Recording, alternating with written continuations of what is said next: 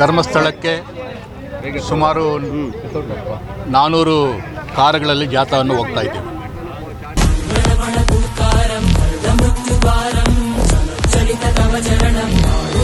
ಸಾಕಷ್ಟು ಕುತಂತ್ರಗಳನ್ನು ಮಾಡಿ ನಮ್ಮ ಶ್ರೀ ಕ್ಷೇತ್ರದ ಬಗ್ಗೆ ಅಪಪ್ರಚಾರ ನಡೆಸಿರುತ್ತಾರೆ. ಶ್ರೀ ವೀರೇಂದ್ರ ಹೆಗ್ಗಡೆ ಅವರ ಬಲ ಅವರಿಗೆ ಒಂದು ಶಕ್ತಿಯನ್ನು ತುಂಬುವಂಥ ಕೆಲಸ ಮತ್ತೆ ಅವರಿಗೆ ಬೆಂಬಲವನ್ನು ಸೂಚಿಸುವಂಥದ್ದಕ್ಕೆ ಇವತ್ತಿನ ದಿವಸ ಒಂದು ಅವಹೇಳನಕಾರಿಯಾಗಿ ಮಾತಾಡ್ತಾರಲ್ಲ, ಅವರಿಗೆ ನಮ್ಮೆಲ್ಲರ ಧಿಕ್ಕಾರವನ್ನು ಕೂಗ್ತಾ ಈ ಒಂದು ಎಡಪಂಥೀಯರು ಆ ಶ್ರದ್ಧಾ ಕೇಂದ್ರದ ಮೇಲೆ ದಾಳಿಯನ್ನು ಮಾಡ್ತಾ ಇದ್ದಾರೆ.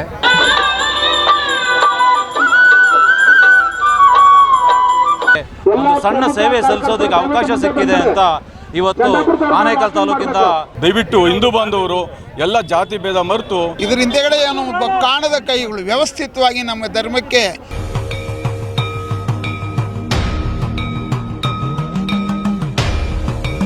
ಆಪಾದನೆಗಳಿಂದ ನಾವು ಹೊರಬರಲು ನಾವು ಈ ಜಾಥಾಗಳನ್ನು ನಾವು ಹಮ್ಮಿಕೊಂಡಿದ್ದೇವೆ. ಈ ಥರ ದಾಳಿಗಳೆಲ್ಲ ಶಾಶ್ವತ ಅಲ್ಲ. ಎಷ್ಟೇ ಯುಗ ಕಾಲದಲ್ಲೂ ಹಿಂದುತ್ವವನ್ನು ಹಾಳು ಮಾಡೋಕ್ಕಾಗಲ್ಲ.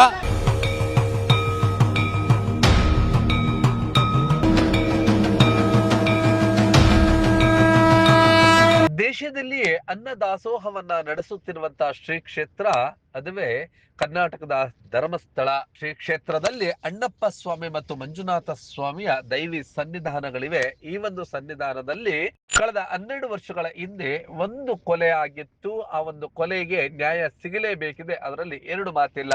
ಆದ್ರೆ ಕೆಲವೊಂದು ಪಟ್ಟಭದ್ರ ಹಿತಾಸಕ್ತಿಗಳು ಆ ಒಂದು ಹೋರಾಟದ ನೆಪದಲ್ಲಿ ಇಲ್ಲಿನ ದೈವಾಂಶ ಸಂಭೂತರನ್ನ ಹಾಗೂ ಇಲ್ಲಿನ ಮಂಜುನಾಥ ಮತ್ತು ಅಣ್ಣಪ್ಪ ಸ್ವಾಮಿಯ ದೇಗುಲಗಳ ಬಗ್ಗೆ ಅವಹೇಳನಕಾರಿಯಾಗಿ ಮತ್ತು ನಿರಂತರವಾಗಿ ಅಪಪ್ರಚಾರದಲ್ಲಿ ತೊಡಗಿದ್ದಾರೆ.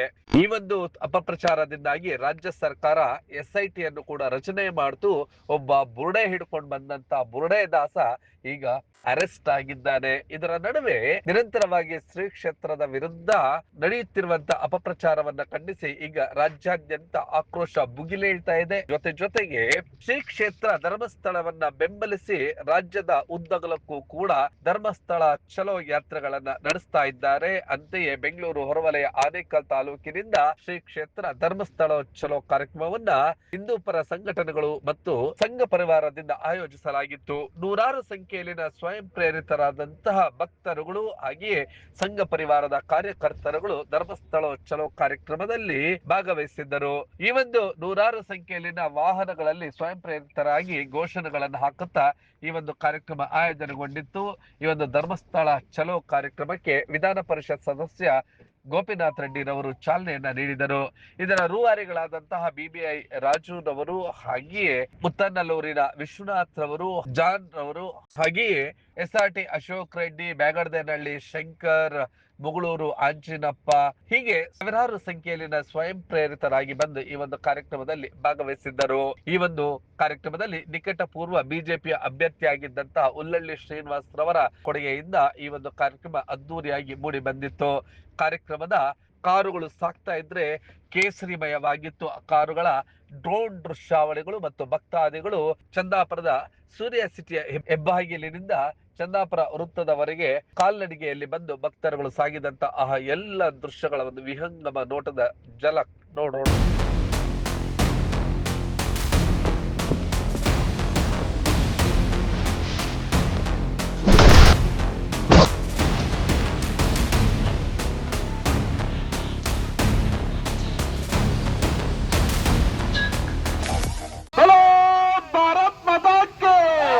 ಸ್ವಾಮಿ ಮಂಜುನಾಥರಿಗೆ ಜೈ ಬಜರಂಗ ಬಲೆ, ಜೈ ಬಜರಂಗ ಬಲೆ, ಜೈ ಶ್ರೀರಾಮ್.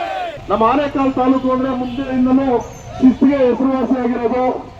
ನಾವು ಹೋಗ್ತಾ ಇರೋದು ಧರ್ಮ ಕಾರ್ಯಕ್ಕೆ, ಯಾವುದೇ ಕಾರ್ ರೇಸ್ ಅಲ್ಲ. ದಯವಿಟ್ಟು ಮುಂದೆಗಡೆ ಹೋಗ್ಬೇಕು. ಭಾರತೀಯ ಜನತಾ ಪಾರ್ಟಿ ಪವನ ಸುತ ಹನುಮಾನ ಕಿ ಜೈ, ತಪೋವನ ಜ್ಞಾನಾನಂದ ಕಿ ಜೈ, ಉಮಾಪತಿ ಚಂದ್ರಚೂಡ್ की जय, राधापति कृष्णचंद्र की, भारत माता की जय, सकल देवदेवियों की, धर्मस्थल मंगल स्वामी की जय, और नमः पार्वती पतये.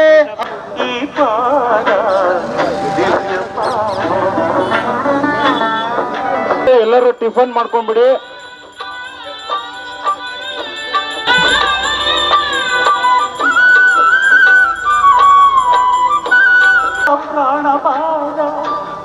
ಸುಂದರ ಕಣ್ಣ ಕಂಡ ಪರಮ ಪಾದ ಲೀಲಾ ವಿನೋದಕ್ಕೆ ತನ್ನ ಲೀಲಾ ವಿನೋದಕ್ಕೆ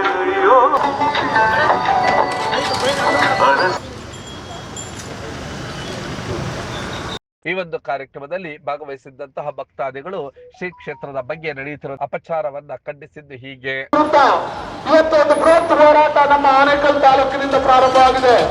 ಇದರಲ್ಲಿ ಯಾವುದೇ ಮತ ಜಾತಿ ಕುಲ ಇಲ್ಲ.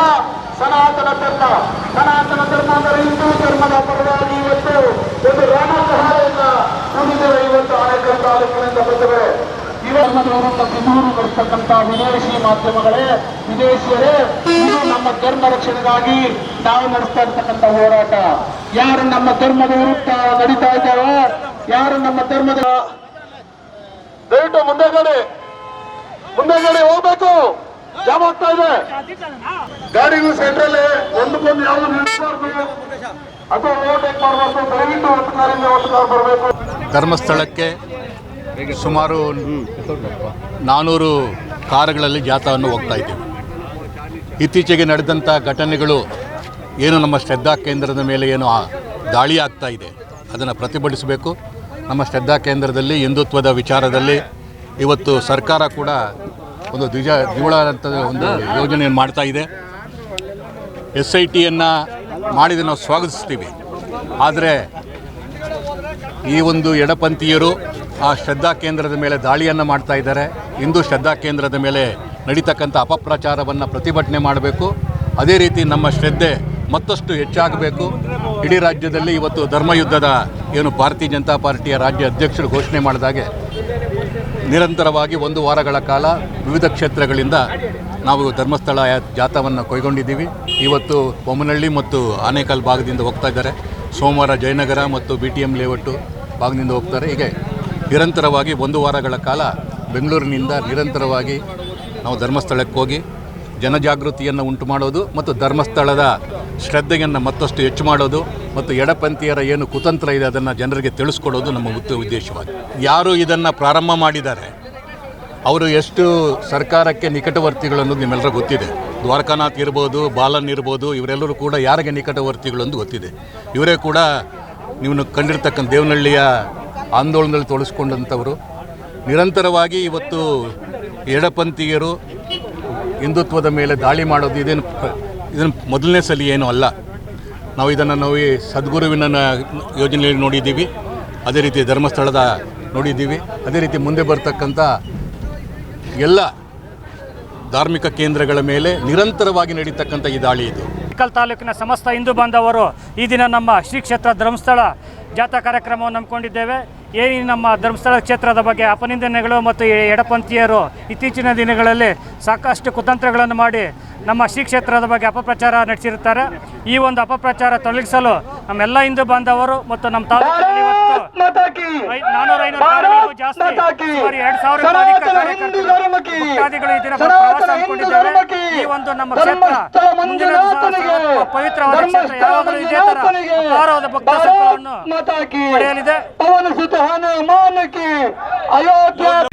ಈ ಒಂದು ಕಾರ್ಯಕ್ರಮದಲ್ಲಿ ಭಾಗವಹಿಸಿರ್ತಕ್ಕಂಥ ಎಲ್ಲ ನಮ್ಮ ಹಿಂದೂ ಬಾಂಧವರಿಗೂ ಮತ್ತು ಧರ್ಮಸ್ಥಳ ಶ್ರೀ ಕ್ಷೇತ್ರದ ಭಕ್ತಾದಿಗಳಿಗೂ ಸ್ವಾಗತವನ್ನು ಬಯಸುತ್ತಾ ಈ ಒಂದು ನಮ್ಮ ಯಾತ್ರೆ ಸುಗಮವಾಗಿ ಸಾಗಲಿ ಅಂತೇಳಿ ಶ್ರೀ ಮಂಜುನಾಥ ಸ್ವಾಮಿಯಲ್ಲಿ ಪ್ರಾರ್ಥನೆ ಮಾಡ್ತಾರೆ.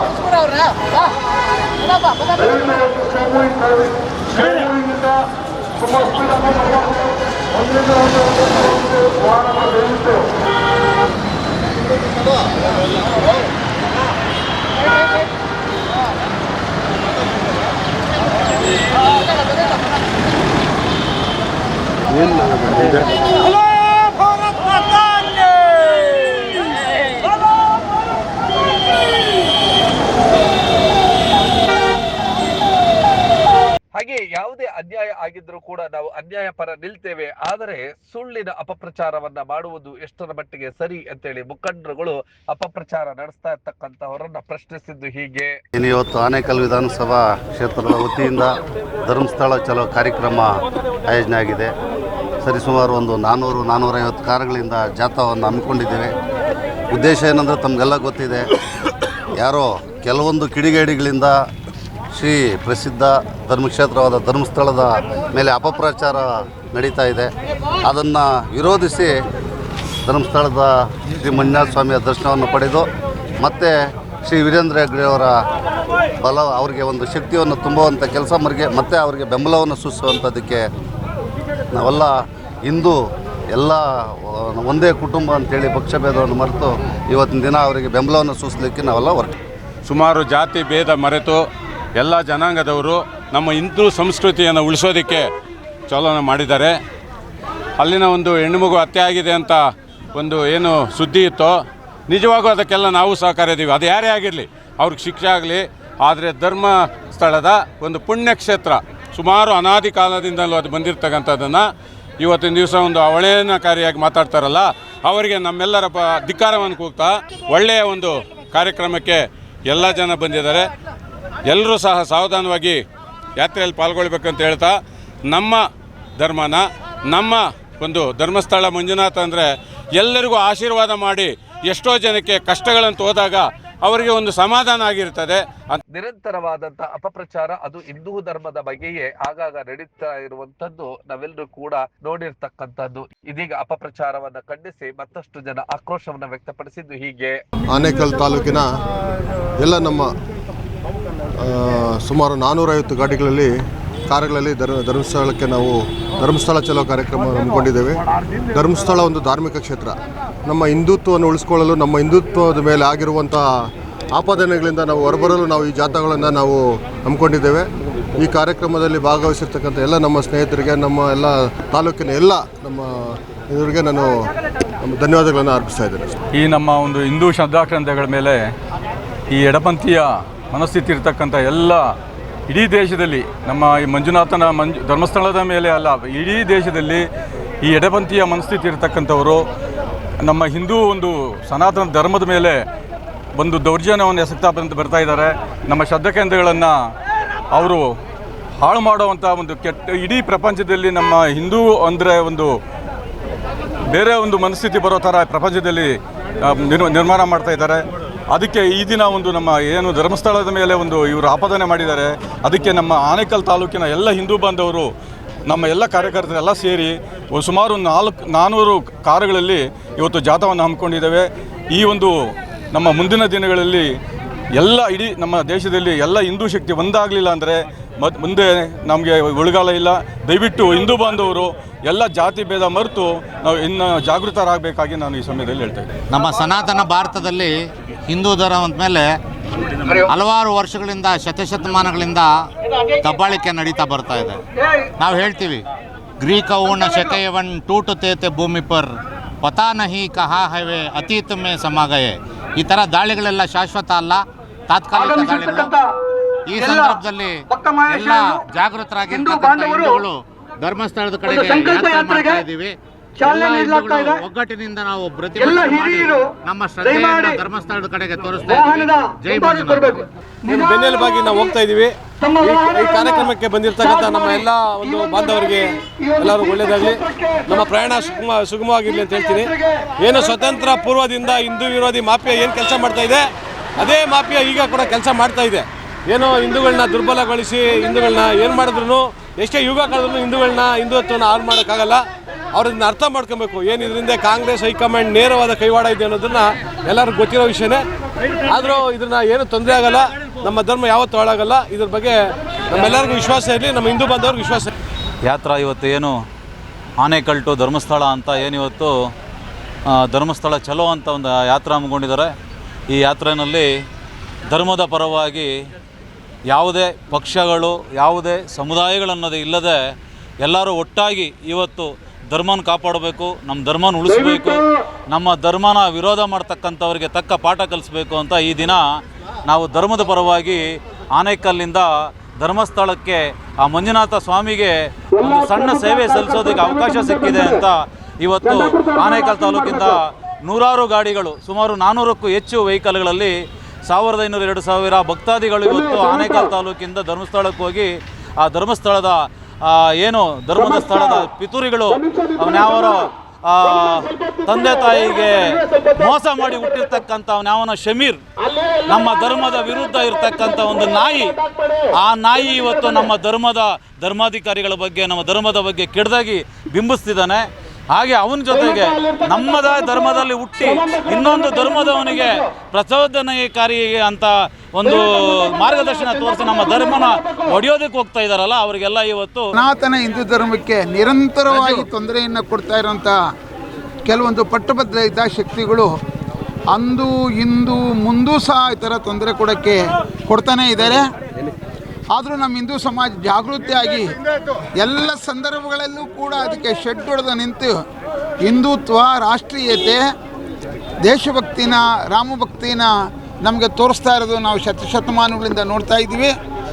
ಹೇಗೆ ಅಯೋಧ್ಯೆ ಇಶ್ಯೂ ಆಯಿತು, ಅಯೋಧ್ಯೆ ಇಶ್ಯೂ ಆದಮೇಲೆ ವಿಶೇಷವಾಗಿ ಧರ್ಮಸ್ಥಳವನ್ನು ವಾಮಪಂಥವರು, ಪಟ್ಟಭದ್ರ ಹಿತಾಸಕ್ತಿಗಳು ಜೊತೆಗೆ ಇದರ ಹಿಂದೆಗಡೆ ಏನೋ ಒಬ್ಬ ಕಾಣದ ಕೈಗಳು ವ್ಯವಸ್ಥಿತವಾಗಿ ನಮ್ಮ ಧರ್ಮಕ್ಕೆ, ಅದರಾಗೂ ವಿಶೇಷವಾಗಿ ಧರ್ಮಸ್ಥಳವನ್ನು ಇಡೀ ಮನುಕುಲಕ್ಕೆ ಅನ್ನ, ಜ್ಞಾನ ಮತ್ತು ದಾಸೋಹವನ್ನು ಕೊಟ್ಟಂಥ ಪುಣ್ಯಕ್ಷೇತ್ರಗಳಲ್ಲಿ ಇಷ್ಟ ತೊಂದರೆಗಳನ್ನು ಕೊಡ್ತಾ ಇರೋದು ನೋಡಿದ್ರೆ ಇದರಿಗಡೆ ಒಂದು ಕಾಣದ ಕೈ ಷಡ್ಯಂತ್ರಗಳಿದೆ. ಸರ್ಕಾರ ಇದನ್ನು ಪೂರ್ತಿ ಕೂಲಂಕುಷವಾಗಿ ಪರೀಕ್ಷೆ ಮಾಡಿ ಅವನ್ನ ಹುಡುಕಿ ಈ ದೇಶದ್ರೋಹಿಗಳನ್ನು ಮೊದಲು ಧರ್ಮದ್ರೋಹಿಗಳು, ದೇಶದ್ರೋಹಿಗಳು, ಮಾತೃದ್ರೋಹಿಗಳು, ಪಿತೃದ್ರೋಹಿಗಳಿದ್ದಾರೆ, ಇವನ್ನೆಲ್ಲ ಹಿಡಿದು ಅವರಿಗೆ ಕಾನೂನಾತ್ಮಕವಾಗಿ ಶಿಕ್ಷೆ ಕೊಡಬೇಕು ಅಂತ ನಾನು ಸರ್ಕಾರವನ್ನು ಈ ಸಂದರ್ಭದಲ್ಲಿ ಆಗ್ರಹ ಮಾಡ್ತಾ ಇದ್ದೀನಿ. ಅದೇನೇ ಇರಲಿ, ಒಂದು ಧರ್ಮದ ವಿರುದ್ಧ ಹೀಗೆ ವ್ಯವಸ್ಥಿತವಾದಂತಹ ಷಡ್ಯಂತ್ರವನ್ನ ನಾವು ನೋಡಬಹುದಾದ್ರೆ ಅದು ಕೇವಲ ಹಿಂದೂ ಧರ್ಮದಲ್ಲಿ ಮಾತ್ರ. ಇತರೆ ಧರ್ಮಗಳ ಬಗ್ಗೆ ಒಂದು ಮಾತಾಡಿದ್ರು ಕೂಡ ಇಡೀ ದೇಶ ಒತ್ತಿ ಉರಿಯುತ್ತದೆ. ನಿರಾಭಿಮಾನಿಗಳಾಗಿರ್ತಕ್ಕಂತಹವರ ಹಿಂದೂಗಳು ಅಥವಾ ಹಿಂದೂಗಳಿಗೆ ಇರ್ತಕ್ಕಂತಹದ್ದು ಇದು ಒಂದೇ ರಾಷ್ಟ್ರ. ನಮ್ಮ ರಾಷ್ಟ್ರವನ್ನ ನಾವು ಕಾಪಾಡಿಕೊಳ್ಳದೆ ಇದ್ರೆ ಮತ್ತಾರು ರಕ್ಷಿಸ್ತಾರೆ ಎಂಬುದೇ ಯಕ್ಷ ಪ್ರಶ್ನೆಯಾಗಿದೆ.